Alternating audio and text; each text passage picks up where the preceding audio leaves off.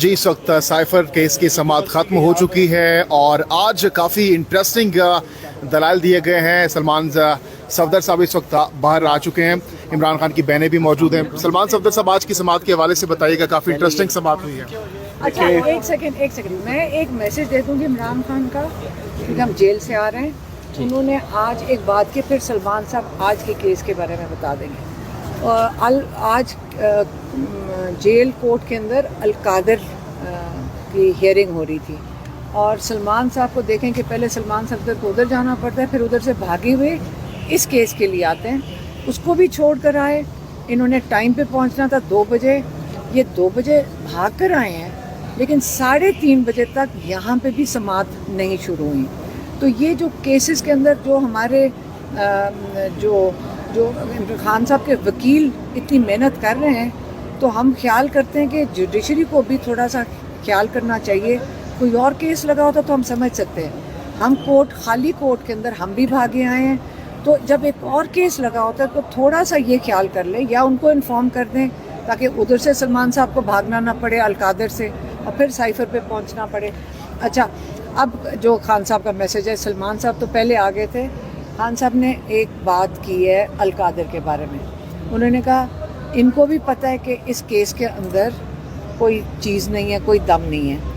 انہوں نے یہ جو اسکرپٹ بنائی ہے وہ یہ بنائی ہے کہ جب یہ ختم ہوئیں گے تو اس کی ہانڈی پک چکی ہوگی اور اس کے اوپر پھر ان کو قید کر دیں گے, اور قید اس وقت القادر پہ جا کے کریں گے جس وقت چھٹیاں شروع ہو جائیں, بیل بھی نہ ہو سکے, تاکہ اگر 2-3 مہینے یہ وہ ان کو قید میں رکھیں.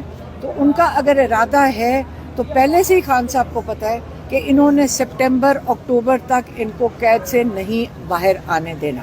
یہ عمران خان نے آج یہ کہہ کے بھیجا ہے. اور آپ یہ جو جتنا ہمارے یہ لائرز محنت کر رہے ہیں اور ان کو تھکا رہے ہیں, لیکن ان کا مقابلہ ہم سلمان صفدر صاحب کو خاص ان کو اپریشیٹ کریں گے کہ ہم نے دیکھا کہ انہوں نے کتنی محنت کر کے اس کو چلائی رکھا ہے. ان کو کتنے 2-3 دفعہ یہ واپس گئے ہیں جیل کے اندر سائفر کے لیے, اور ماشاءاللہ انہوں نے جو کمپلیٹ کیے ہیں دلائل, یہ ان کو نہیں میں نے بولنے دینا. آج میں نے ان کے بارے میں بات کرنی ہے کیونکہ انہوں نے ہمیں ان پہ بہت بھروسہ ہے, ہم ان کے اعتماد پہ چلیں, اور ان لوگوں نے ہمیں بڑے حوصلے میں رکھا ہے, ہمیں ان کے ساتھ بڑی تسلی رہی ہے. اور انہوں نے اپنے دلائل جب مکمل کریں ہمیں بھی لا سمجھ آ گیا. اب یہ ہے کہ اب ان کے دلائل چل رہے ہیں. اب یہ چاہے 10 دن گھسیٹیں, اس میں نہ ہمارے مطلب جو ہماری ٹیم ہے ان کا کوئی رول ہے. اب یہ نہیں پتا, یا باقی سلمان صفدر صاحب بتائیں گے کہ کیا ہے. جی ٹیسٹ میچ شروع ہو گیا. دیکھیے ٹیسٹ میچ نہیں, میں سب سے پہلے تو بہت شکر گزار ہوں. میرے لیفٹ پہ علیمہ آپا ہیں, عمران خان صاحب کی بہن ہے. میرے رائٹ پر شاہ محمود قریشی صاحب کی مسز ہیں. میرے لیے it's a moment of honour کہ دونوں کلائنٹس جو ہیں they have full trust and confidence in our professional legal abilities. میں اس بات کی تائید کرتا ہوں کہ جب ایک شخص کے اوپر 2 سال سے لگاتار مقدمے بن رہے ہوں, 200 سے اوپر مقدمے ہوں, ہر کسی کے لمیٹڈ وسائل ہوتے ہیں. کتنے وکیل آپ نے انگیج کرنے, کتنے لائرز آپ نے اپوائنٹ کرنے, وہ کہاں بھاگیں, وہ کہاں جائیں.